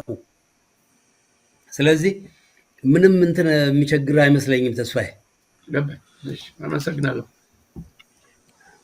ሁለታችሁንም በጣም አመሰግናለሁ። ጥሩ ውይይት ነው። እንግዲህ ያው የተነሳንበትም ይሄ ፋኖ መሩ የአማራ ትግል ወጥቷል ላይመለስ እስከ መንግስት መረከብ ድረስ ነው የሚደርሰው። የሚረከበውም በክንዱ ነው። ይሄን ያው ያመንበት ጉዳይ ነው። ከዛ በኋላ አሁን ባነሳችሁት ነገር ላይ ቢሆን አማራው ወደ ስልጣን ከመጣ የሚያስፈልገውን ያቃል ብለን ነው የምንገምተው። ግን ያንን ደግሞ የሚያቀው ከታሪኩ ከማንነቱ እየተነሳ ስለሆነ የግድ አገር በቀል የሆነ ነገር መምጣት አለበት ነው እንግዲህ መቼም ንቅናቄው እሱ መሆን ያለበት ይመስለኛል ከዛ አንፃር እኔም ሳየውና ያ ካልሆነ ወደ ነበረው አዙሪት ለመግባትና እንደው አታላይ በመጣ ቁጥር ከሱ ጋር እየተደራደሩ ምናምን የሚባል ይሄ ብዙ ነገር የማይሰራ ውስጥ አንገባም ነው ይሄን ካልኩ እንግዲህ ወደ ሌላኛው ልምጣ አሁን እንግዲህ ስልጣን ተመሰረተ ራስኔ ውስጥ ማጠናከር አለ አሁን እኔ የሚቀጥለው እንግዲህ አገር ሲመሰረት ማነው አገር ሲመሰረት አይደለም መንግስት እነቱን ስንቆጣጠር ልበለው ራሴንም እዛ ውስጥ ማስገባት አለብኝ አንዳንድ ጊዜ አንዳንድ ትችትም አለ ወጣ አርጋቸው አትናገሩ የሚል እሱን እቀበላለሁና እንግዲህ አማራው ስንቀበል ይሄን ስልጣን ማድረግ የሚገባን ነገሮች አሉ ብዙ ያው ለሀገሩ ጥያቄ የለውም ግልጽ ነው በዘመናዊ አገላለጽ እንግዲህ እንበለው ወይም በተለያየ ጊዜ ሲገለጽ እንደነበረው ፖለቲካዊ ኢኮኖሚያዊ ማህበራዊ ደግሞ ባህላዊ ቱፊቱንም ጨምሮ ተቋሙን እነዚህ ነገሮች ሁሉ የሚቀየሩ ናቸው ሆነ ለመናገር ምክንያቱም እነዚህ በሙሉ ተበላሽተዋል ስለዚህ ይሄን የሚቀየሩት እንደው በእናንተ ምን ይመስላችኋል የሚለውን መጀመሪያ ከዶክተር ተስፋዬ በፖለቲካውና ኢኮኖሚው አንፃር ምንድነው የሚጠበቀው ለውጥ ጋሽ ደብሩ ደግሞ በባህሉ በትፊቱ በታሪኩ ላይ ትመጣና ምንድነው ከዛ እንደገና መመለስ ያለብን የሚለውን እነሱን ሁለቱን በተከታታይ በየተራ ብታቀርቡ ደስ ይለኛልና ከዶክተር ተስፋዬ ልጀምር እሺ ሌላ ወሳኝ ጥያቄ ነው በነገራችን ላይ ብዙውን ጊዜ አይነሳም እንደ አይነት ጥያቄና ለትግሉ ደግሞ ደንበኛ አስተዋጽኦ ያፈራል ብዬ አስባለሁ በሐሳብ ደረጃና በእንትና እንግዲህ ከፋኖ ስር ነቀል መዋቅራዊ ለውጥ እቅድ አንፃር ስናየው ይሄ ነገር በፖለቲካ በኢኮኖሚ ወይም ምጣኔ ሀብት በማህበራዊ ኑሮ በባህል በተቋማት ስራ በቃ ምንድን ምናየው አንድ ነገር አለ በሁሉም የኢትዮጵያ ህብረተሰብ ዘርፎች አሁን የጠቀስናቸው ዘርዝረን ከዛ ትምህርትን ይጠቅሳል ባህልን ይጠቅሳል እምነትን ሃይማኖታችንን ሁሉ ነገር ይይዛል እዚህ ላይ ያለው አንድ የተንሰራፋ ችግር ምንድነው ብትሉኝ ፖለቲካ ነው ራሱ ፖለቲካ በይዘቱ ሳይሆን ፖለቲካ ለምሳሌ ይዘቱ እርግጥ በጣም የተጨማለቀ ነው አሁን እንዳለው ይሄ የዘረኛ ፖለቲካ ለማንም የማይበጅ ለዘር ለሚጠቅሳቸው ዘሮች እንኳን የማይበጅ ብልሹ ነገር ነው ግን በኢትዮጵያ በጠቅላላ የኢትዮጵያ ህብረተሰብ ዘርፎች ሁኔታ ስናየው ለከት የሌለው በጣም ፖለቲካ በሁሉ የኢትዮጵያ ህብረተሰብ ዘርፎችና ተቋማት ውስጥ መንሰራፋቱ ሁሉን ዘርፎች በተንዛዛ አገር አውዳሚ ፖለቲካ ማጥለቅለቁ ነው እንግዲህ አንዱ ችግር ምክንያቱም ይሄ በአብዮት ስም ነው እርግጥ ከተማሪው ንቅናቄ ዘመን ጀምሮ ይሄ ስር ነቀል የሚለው በእነሱ ጀምሮ በዛ አስተሳሰብ ሲጀምር ሁሉ ቦታ የሚተርፍ የለም ፖለቲካ ይገባበታል ከትንሿ የመንደር ሁኔታ ውሳኔ ስለኔዎች ጀምሮ እስከ ላይ እስከ ያለው ድረስ ማለት ነው እና ሁሉም ተበላሽቷል ስትል ሰለሞን ልክ ነህ እና ብልሽቱ በዋናነት እርግጥ የተለያዩ ብልሽቶች አሉ ግን በመሰረታዊነት ብልሽቱ ፖለቲካዊ ነው ለማለት ነው ፖለቲካ የሀገር ማልሚያ የህዝብ ማዳበሪያ ባህል ማዳበሪያ መሳሪያ ወይም የፖሊሲ መሳሪያ ሳይሆን ደመኛ ነው የሆነው ራሱ የሀገር ደመኛ በተለይ የአማራው ማህበረሰብ ደመኛ ነው ምክንያቱም አማራው ላይ የደረሰበት ለ10 ዓመታት ጥቃት ያን እንዲሁ በፖለቲካው የተደራጀ በዚህ የተንሰራፋ ፖለቲካ ነው ማለት ነው እና ከዚህ ጋር ደግሞ ተያይዞ ከዚህ የተንዛዛ ማለት ፖለቲካ ጋር ተያይዞ የለውጡ አካሄድ ማድረግ ያለበት ምንድነው ብለንም ራሳችን መጠየቅ አለበት የፋኖ ታጋዮች እና እኛም ደጋፊዎቻቸው ይሄንን በደንብ አይደለም አሰላስለን ምንድነው እንዴት ነው ይሄ ምን መደረግ አለበት ብለን ራሳችን መጠየቅ አለብን እና እዚህ ላይ እኔ እንግዲህ ዝም ብሎ መሻሻል ሪፎርም እና የሚባል ነገር ሊኖር ይችላል እሱ አስፈላጊ ነው እኔ አንዳንድ አስፈላጊ ነገሮችን ከስሩ መለወጥ አለበት ስርዓቱ እርግጥ ነው እንስማማለን ግን ከዚህ ጋር ተያይዞ በብዙ ጊዜ የማይነሳ ጥያቄ ፖለቲካን በሚመለከት አለና እሱን ባነሳ ደስ ይለኛልና እሱ ላንሳ ይሄን ምን ለዋለው መደረግ ያለበት ምክንያት ፖለቲካው ራሱ በጣም ስለተንሰራፋና ለከቱን ስላጣ ፖለቲካ ሁሉ ቦታ አለ፣ ግን የትም ቦታ ተገድቦ የለም። ለምሳሌ አላለ ሁሉም ቦታ መኖር ይሄ ነው አንዱ ችግሩ። በጣም እንትን አለው፣ ይሄ የተጣረሰ ነገር አለው እና የፖለቲካ ቅነሳ ስራ እንለዋለን። ምንድነው ይሄ? እንደው ቅነሳው እንዴት ነው ብትሉ ምናልባት በምሳሌ በአነጋገር ዘይቤ እንደ ሜታፎር መጠቀም ብንችል የስነ ግንባታ ወይም ህንጸት የአርኪቴክቸር የሚሉት ፈረንጆችና የስካልፕተር የሚሉት ይሄ ደግሞ ሐውልት የሚቀርጹ ባለሙያዎች አለ አይደለም። ሁለቱን ስራ ስናወዳድረው የቅነሳው ስራ ለኔ እንደ ሐውልት ቀራጭ ነው የሚሆነው። ምንድነው ማለት ነው? ቅነሳው እንደ ትልቅ አንድ የሆነ ለምሳሌ እንበል ቋጥኝ ወይ ድፍን ድንጋይ አለ አይደለም፣ ሐውልት የሚሰራበት እዛ ላይ የሚደረገው ቅነሳ አለ። ይሄ ከቋጥኙ ከድፍኑ ድንጋይ በመጠራረብ በመሸራረፍ ጥሩ የሆነ ቅርጽ ይወጣዋል አይደለም። እና ፖለቲካውም ይሄ የተንዛዛውን ፖለቲካ የመቀናነሱ ስራ በዛ ልንመስለው እንችላለን። ብዙ ነገር የሚቀነሳለት ለኢትዮጵያ ራሷ ለ10 ዓመታት ከአብዮቱ ዘመን ጀምሮ በተለይ እስካሁን ድረስ ቀፍድዶ የያዛት ሶሻሊዝም እና ኮሙኒዝም የሚለው ይዘቱ ብቻ ሳይሆን ፖለቲካው ራሱ እንዳለ ከጀርባ ቢወርድላት ትልቅ ለአማራው ይሄ ነው ለመላ የኢትዮጵያ ህዝብ እና ይሄ ያለ በዛ ልናየው እንችላለን። የቅነሳ ጉዳይ ነው አንዱ ስራ። ሁለተኛ መደረግ ያለበት እንግዲህ ምንድነው ዘረኛ አገዛዙ በወያኔም ሆነ በኦነጋዊ ቅርጹ ምን አይነት ነው እንግዲህ ይዘቱ ላይ የፖለቲካው ይዘት ላይ ስንገባ ምንም አገራዊ ምግባር ይዞታና መንፈስ የራቀው መሆኑን በጣም ግልጽ ነው። ፖለቲካው ለሀገር ታማኝነት ያለው ሳይሆን ፖለቲካው አገርና ሀብትና ልማት አክሳሪ፣ አውዳሚ፣ ዘራፊ፣ አይን ያወጣ ያፈጠጠ ያገጠጠ ዝርፊያ የሀገር አንጡራ ሀብት በቢሊዮን ዶላር የሚቆጠር የሚሸሽበት አሁንም እና አብይ እርግጠኛ ነኝ ያን ያደርጉ ይሆናል አሁን እና ዘራፊና አባካኝ የሆነ አገዛዝ ነው ስርዓቱ ፖለቲካው። ይሄ ከተራ ሙስና ያልፋል። ይሄ የተወሰኑ ካድሬዎች ሹሞች ሚኒስቴር ተብዮች ምናምን ከሚሰርቋቸው ገንዘቦች ምናምን ከዛ ያለፈ በትልቅ ደረጃ ህዝብን የሚዘርፍና የሚያከስር አገር የሚያከስር የሚያወድም ነው እና መሆኑ ይህ የምናየው ነገር ነው እና ስለዚህ ይሄንን ከተገነዘብ መደረግ ያለባቸው ነገሮች ከዛ ይከተላሉ ማለት ነው። የሚያስፈልገው አይነት ይሄንን ችግሩን የሚመጥን እና ፋኖነት አሁን የፋኖ አንዱ ፈተናው ይሄ ነው።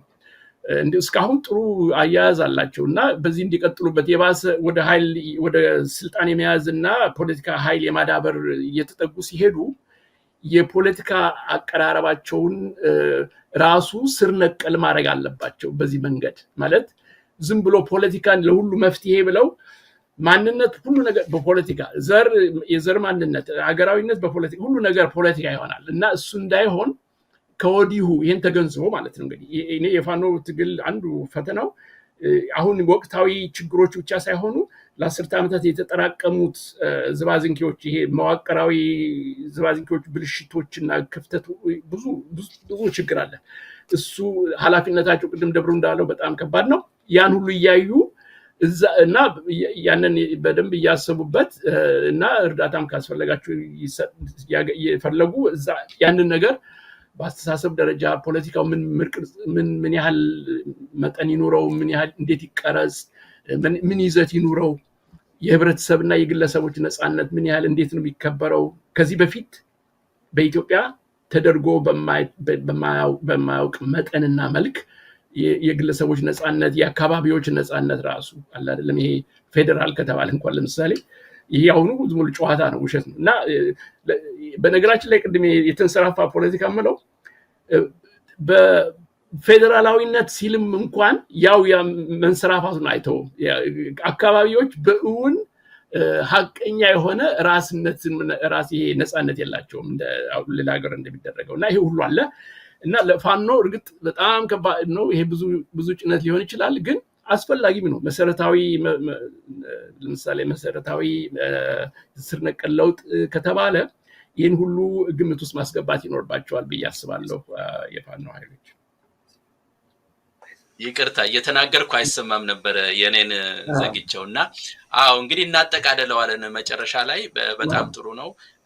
መልካም እንግዲህ ጋሽ ደብሩም እንግዲህ በቀረው ጉዳይ ላይ በባህላዊ በትውፊቱ ቅድምም የጠቃቀስካቸው ነገሮች አሉ በእነሱ ላይ ለውጥ ስለሚያስፈልግም በእነሱ ላይም እንደዚሁ ትንሽ ጠቅለል አድርገህ መቼም ሰፊ ነው ይሄ ነገር ዛሬ ያነሳ ነው ሰዓታችንም ደርሷል። ጠቅለል አድርገህ እሱን አድርግና ወደ መጨረሻው የማጠቃለያ ቦታ እንድንሄድ አሁን አንተ ከተናገርክ በኋላ ማለት ነው። ጋሽ ደብሩ ቀጥል። አዎ ብዙ ውጣ ውረድ አለበት። 50 ዓመት ነው እንግዲህ እንዳልኩት በፍርድ ከተወሰደች በቅሎዬ የተቀማኋት ጭብጦ የቆጨችኝ ይላል አማራ። እና ትልቁ ነገር እንደሚመስለኝ እኔ የፍትህ ጉዳይ ነው። ኢትዮጵያ በተለይ አማራው በዓለም በርካታ በሀገር ውስጥ የተፈናቀለ ህዝብ ያለባት ሀገር ናት፣ ቀዳሚ ናት በዚያ። እና ያ የተፈናቀለውም ህዝብ አማራ ነው።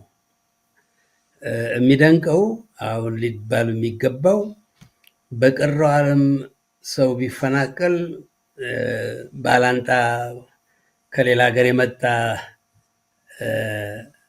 ውስጥ ባለ እንትን ነው። ኢትዮጵያ ውስጥ ግን በወራሪዎች ነው። ኢትዮጵያውያኖች ባልሆኑ ሰዎች ነው ኢትዮጵያውያኖችን ጥንታዊ ኢትዮጵያውያኖችን ከሀገር እንዲፈጅና እንዲለቀቅ ለየት የሚያደርገው ይሄ ነው። እና ከ15 እስከ 17 ሚሊዮን ነው የሚባለው በየቦታው ተፈናቅሎ ያለው አማራ በኢትዮጵያ ውስጥ በርካታው አማራ ያን ያህል ኢትዮጵያዊ ያን ያህል ስደተኛ ያለበት ሀገር ናት። ይህ በአጭር ጊዜ ሊቃና ባይችልም የመጀመሪያ እንትን ቅድሚያ ከሚያገኙ ሁኔታዎች እነኚህ ወገኖቻችንም ማቋቋም ነው። በተደጋጋሚ መሀል ሀገር ያለው ዳር ሀገር ያለው አማራ ያው ወደ 8 ሚሊዮን ያህል ተፈጅቷል። ወልቃይት ከ500 ሺህ ወያኔ ከፈጃቸው ጋራ ዳር ሀገር ያለው በገዛው ቋንቋው እንዳይናገር እንደውም በርካታው ወደ አረመኔነት እንዲለወጥ ተደርጓል። ቋንቋው፣ ባህሉ፣ ምኑ በአማርነት ላይ ጦርነት ታውጆ ሀብት ርስቱ እንዳይቀማ አረመኔ ነኝ በል ተብሎ ማንነቱን ለውጧል። ዘመዶቼ እንደዚያ የሆኑ አሉ ዛሬ። እነኛም ማዳንም አንዱ ትልቁ እንትን ነው። እርግጥ ገና ፋኖ ስልጣን እንደጨበጠ ብዙ ነገር የፋኖ ስልጣን መያዝ በርካታውን ኢትዮጵያ ያድነዋል። አማራውን ብቻ ሳይሆን የቀረውንም ጭምር በስጋት የሚኖረውን ያድነዋል። አንድ እሱ ነው እና 2-3 ዓመት በተከታታይ ጦርነት የታወጀበት ህዝብ ነው። ወያኔ 2 ወሮታል አማራን። 165 ሺህ ሰራዊት እንትን ብሎ በአይሮፕላንም በምንም ይኸው 2 ዓመት ሊሞላው ነው። የጠላት መንግስት እያደቀቀው ነው። ትምህርት ቤት፣ ገዳማት፣ የትምህርት መሰረት የሆኑትን እያጠፋ እያረከሰ ባለበት እነኚህ መሰረታዊ ጉዳዮች ልክ አሜሪካ ቪየትናምን ባደቀቀው ደረጃ ነው ዛሬ የአማራው ምድር እያደረቀ ያለው ወራሪው ዛሬ ኦሮሞ የሚባለው ወራሪ እንትን እና ይህ በቀላል እንትን የሚታይ እንትን አይደለም። በቀረው ህገ መንግስት የተባለውን በሙሉ እንግዲህ ጊዜ የሚፈታው ነው። ያኛው ህዝብ መክሮ የሚያደርግበት ነው። ግን የትምህርት ስርዓቱ ጠቅላላውን መለወጥ ያለበት ግብረገብ የሚባል ነገር የሌለበት ዛሬ አንድ ምህንድስና የሚያስተምር ኢትዮጵያዊ አንድ ጊዜ አግኝቸው ምን ይሉኛል አለ ጋሼ፣ ሲቪል ኢንጂነሪንግ ነው የሚያስተምረው። ሲሚንቶና አሸዋ የተወሰነ እንትን አለው ሲቀየጥ ይህን ያህል እጅ አሸዋ ይህን ያህል እጅ ሲሚንቶ የሚባልበት እና ማንኛውም መሐንዲስ የሲቪል ኢንጂነሮች ማወቅ ያለባቸው ነው። እሱን ጭምር ማወቁ ናቸው አለኝ። እና ምን አለኛል፣ ለመሆኑ ጥያቄ ጠይቃችኋለሁ? ጥያቄ አይጠይቁም አልገባንም ብለው ለጥያቄን ስትጠይቅ ገብቷቸዋል ብለህ ጠይቃቸዋለህ ወይ? መልስም የለ አይጠይቁምም አለኝ። በኋላ ምን አልኩት? እንደው ጠይቃቸው ታውቃለህ ወይ ጥያቄ ጋሼ ያሉኝ አለ አንዱ። ምን አለኝ አለ እኛ ወረቀቷን ነው የምንፈልገው ለቢዝነስ ለስራ ወረቀቷን ነው ትምህርቱን አይደለም አለኝ። ፊት ለፊት እዚህ ደረጃ ላይ ተደርሷል። ሀገራችንን እንዲገለዋታል። እንግዲህ ኢትዮጵያ ዛሬ ወረቀት የሚሸጥበት ሀገር ዶክተር ማስተርስ ተብሎ ምንም ነገር እና ደረሰበት። ይህ መሰረታዊ ጉዳይ ነው እና የትምህርቱ እንትን ወደኋላ የምንልበት እንትን ጠቅላላውን የተደፋው መቃናት አለበት በቅድሚያ። ይሄ እንደው መሰረታዊ ነገር ሊደረግ የሚችል ነው፣ እንትን መደረግ የሚገባው ነው። ጠቅላላውን ፍትህ ላይ ነው መመስረት ያለበት። ይሄ የቆሰለ ህዝብ ሊድን ይገባል። የፍትህ ጉዳይ ነው። እነኚህ ሰዎች ኢትዮጵያ ለዚህ ያበቁ ለፍርድ የማቅረቡ ጉዳይ ነው እና ባጭሩ እንደው ይችል ልበል። መልካም አመሰግናለሁ። እንግዲህ ወደ መጨረሻው ነን፣ ግን እንደው እዚች አንድ ነገር ልበልና ልለፍ። በነገራችን ላይ አሁን ጋሽ ደብሩ ስትናገር የሆነ ነገር የሰሞኑን አንዳንድ ኢንተርቪው ሳይ በጣም የገረመኝ ነገር መጥቷል። እንደገና መልሰው እንዴት አገባባቸው ደንቆኝ አሁን ቲፒኤልኤፍ የሚመራው ወረራ አሁን በቅርብ ጊዜ እንግዲህ ገና አሁን ነው ያደረገው እናውቀዋለን። እሱን ስተት ነበር ይቅርታ የሚሉ አማራንን ባዮችም ተፈጥረዋልና በጣም ነው ማዝነው። ይሄ በጣም እኔ ምን እንዴት እንደሚገለጽም አላቅም። ሌላ ጊዜ በደንብ እንነጋገርበታለን። ይሄን ጉዳይ በስም እየጠራን መናገርም አለብን እንጂ ይሄ በጣም እንኳን እዛ ደረጃ ላይ ይደርሱ ማለት ነው አንዳንዶቹ። ወይ አሁን ስላነሳው ትዝ ብሎኝ ነው። እንግዲህ ለዛሬው ያው ሰዓት ገድቦናል። ስለዚህ ምንድነው ምናልባት ያልተጠቀሰ ነገር ካለ ሌላ ጥያቄ ነበረኝ፣ ግን ብገታው ጥሩ ነው።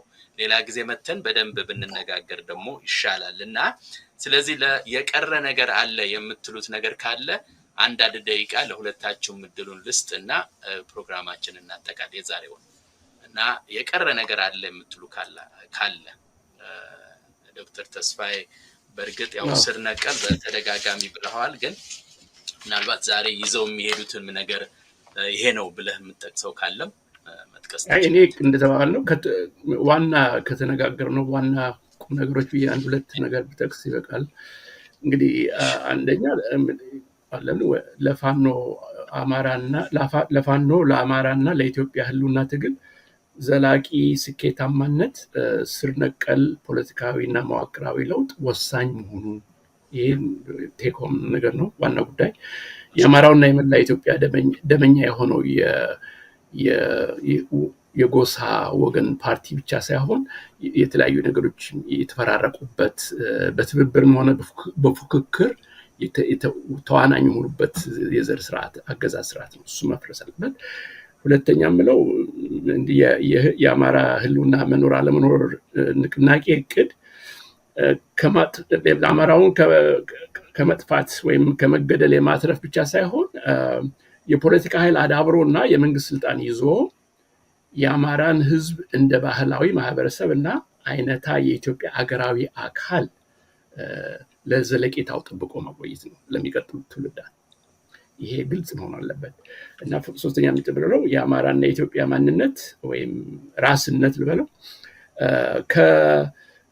ከፖለቲካ ኃይልና ከመንግስት ስልጣን አገልሎ እንዲሁ በሰላም እንዲሁ በድርድር እያሉ ለይቶ ለማዳን ወይም ነገሮችን ለማድበስበስ መሞከር ለፋኖ አማራም ሆነ ለኢትዮጵያም አንድነት አደገኛ የዋህነት ነው ማለት። ምክንያቱም ይሄ ስር ነቀል ለውጥ ያልነው ነገር ዝም ብሎ ቅንጦት ሳይሆን የመኖር አለመኖር ችግር ለኢትዮጵያና ለአማራው ከተባለ ያ ነው። እንግዲህ ከዛ ያነሰ ነገር ሁሉ ጊዜ አደገኛ ነው የሚሆነው። አማራው ላይ እንደገና ተባብሶ ሊቀጥልበት ይችላል፣ ሊያገርሽ ይችላል። ይሄ ጭፍጨፋው እንዲያውም በጣም ይበልጥ አስከፊ ሊሆን ይችላል። በመጨረሻ ሁሉም የፋኖ አካባቢያዊ ኃይሎች እንግዲህ በየጠቅላይ ግዛቱ ያሉት ወይም ደግሞ ከአማራ ጠቅላይ ግዛቶች ውጭ ያሉት እንግዲህ ሁሉም የፋኖ ኃይሎች የፋኖነትን እሴቶችና ታክቲኮች፣ ልምዶች በአንድ መልክና በአንድ ደረጃ ይጋራሉ ማለት ባይቻልም ምክንያቱም እንደ አካባቢው አንዳንድ ሁኔታዎች ሊለዋወጡ ይችላሉ። የታክቲክ ልዩነት ሊኖር ይችላል። የአመራር ተክለሰውነት አመራር ልዩነቶች ሊኖሩ ይችላሉ።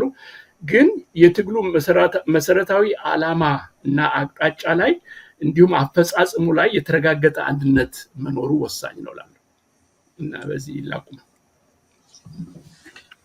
መልካም አመሰግናለሁ። ጋሽ ደብሩ እንደዚሁ ቋጨው ለዛሬ ተነጋገርንበትን። በነገራችን እንደው አማራ ታሪኩን ይህን ሰሞን በአንዳንድ መድረክ ለእናንተም እንድታዩት ልኬ ነበር። ታሪካችንን ጠንቅቀን እምናቅ ቢሆን እያንዳንዱ ህብረተሰብ ውስጥ የበኩር ልጅ የሆነ ህዝብ አለ። አማራ የኢትዮጵያ የበኩር ልጅ ነው። መገደር አይደለም፣ እብሪት አይደለም፣ ሀቅ ነው። የኢትዮጵያ መስራች ህዝብ ነው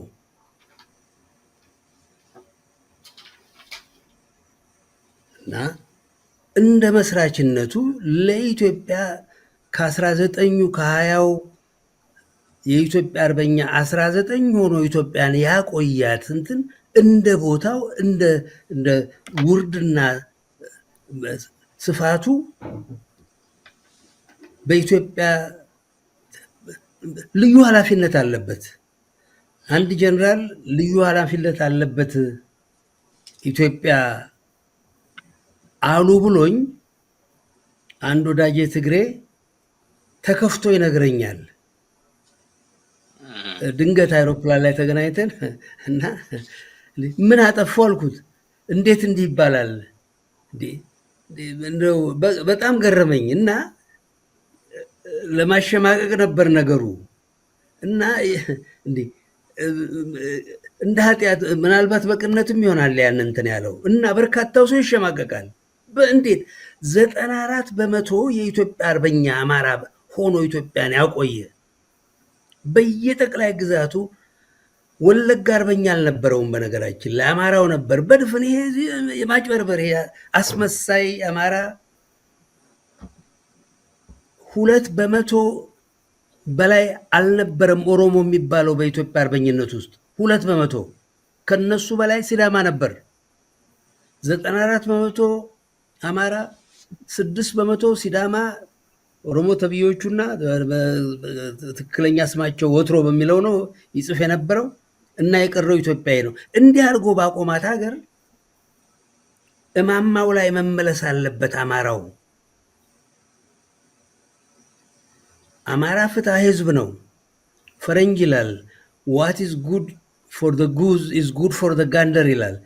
ማን ነው ዳክዬ ለወንዱ ለሴቷ ደግ የሆነ እንትን ስርዓት ለወንድየውም አይከፋው ነው እና ለአማራ የተመቸች ሀገር ማንም ኢትዮጵያዊ በነፃነት የሚኖርባትን ሀገር ነው ፋኖ እንትን የሚለው። ለአማራ የተለየ ነገር ይደረግ የሚል አይደለም፣ ባህሉም አይደለም። ስለሆነም ነው ለረጅም ዓመት ኢትዮጵያን ሲመራ የነበረው አማራ ፍትሐዊ ስለነበር ነው። እንደነኛ አረመኔዎች አይደለም። እነሱ እንደተኳቸው እንደ ወያኔዎች አይደለም። 5% የኢትዮጵያን ህዝብ የማይሞላ አገር ሸጦ ራስ ደጀንን ትግሬ ናት ያለ ወራዳ አይነት እንትን አይደለም አማራ። ስለዚህ በትረ መንግስቱን መረከብ ቤቱ ነው። ይህ ነው መደረግ ያለባት። እነ ምኒልክ ከፈረንጃፍ ሸልቅቀው ነው ኢትዮጵያን እንትን ያደረጓት። አማራ ሲያልቅላት ሲሞትላት የኖበት ያን መንፈስ ስላጣን ነው ለዚህም የደረስ ነው። የማይገባቸውን አማራ ጠልነት የመጣው አማራ በአማርነት አማራ ባለመሆናቸው የሚሸማቀቁትን ለማስደሰት ጭምር ነው የሞተ ግብዝ አማራ። ኢህአፓ የሚባለው ውስጥ አማራው ጀሌና በጥይት ተደብዳቢ እንጂ ስልጣን ላይ አልነበረም። እንግዲህ በትንሹ 80% የሚሆነው ኢህአፓ አባል አማራ እንደሆነ ምንም ጥርጥር የለኝም። ግን ከስልጣን ተገሎ መሪዎች የነበሩት ትግሬ፣ ጉራጌ፣ ኤርትራ እንዲህ ነበር፣ አማራ አልነበረም፣ ሟች ነበር እንዲህ አይነት። ስለዚህ ከዛ መላቀቅ ራሱ አንድ እንትን ነው። አማራ ቦታውን መያዝ አለበት፣ ማማው ላይ መውጣት አለበት። ያ ብቻ ነው የሚያተርፈውም። እና ፋኖ ይህንን ከልቡ እንትን ሊለው ፈረንጅ ኢንተርናላይዝ ያደርገዋል። ከልቡ እንትን ሊልባ የዛሬ 2-3 ዓመት ነበር ፋኖች አንዱ ሲናገር እኛ ስልጣን አንፈልግም በሆዴ ዱልዱም አልኩኝና ብአዴን የሚባሉት እነገዱ ነገሯቸው ነው ስልጣን አንፈልግም ብሎ እነኚህ ባሮች መገዛትን እንትን አማራ ጨዋ ህዝብ ነው፣ ማንንም ጀግና የሚወድ እገሌ ከገሌ የማይል ጎበዝ የሚወድ ህዝብ ነው፣ ፍትሃዊ ነው፣ ወደኋላ ማንልበት ፍትሃዊ ነው። አሁንም አማራ ፍትሃዊ ነው። ፋኖ ሳያወላዳ ስልጣን መያዝ አለበት። የምንም ውጣ ወረድ የለበትም። ፋኖ ይሄን ነው። ይሄን እንዲህ አይነት አቋም ሲታጠቁ ነው የሚያምርባቸውም። በዛ ልኳቸው በጣም ጥሩ ውይይት ነበር። አድማጭ ተመልካቾቻችን እንዳያችሁት ሰዓት ገደበን እንጂ ብንቀጥል በጣም ጥሩ ነበረ። እውነት የዛሬው ውይይት እንግዲህ እንዳዳመጣችሁት ነው። የእናንተንም ሐሳብ እንፈልጋለን፣ ምን እንዳገኛችሁ ማወቅ እንፈልጋለን። በተረፈ ግን ለኔ የታየ ነገር ዛሬ ከነበረው ይሄ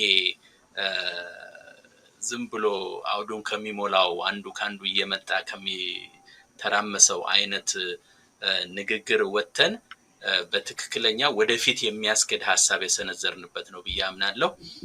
ለዚህም እጅግ አድርጌ ጋሽ ደብሩንና ዶክተር ተስፋዬን አመሰግናለሁ። አድማጭ ተመልካቾቻችን በሚቀጥለው ሳምንት እስከምንገናኝ ለዛሬ የነበረን ዝግጅት ይሄው ነው። ጤና ይስጥልኝ።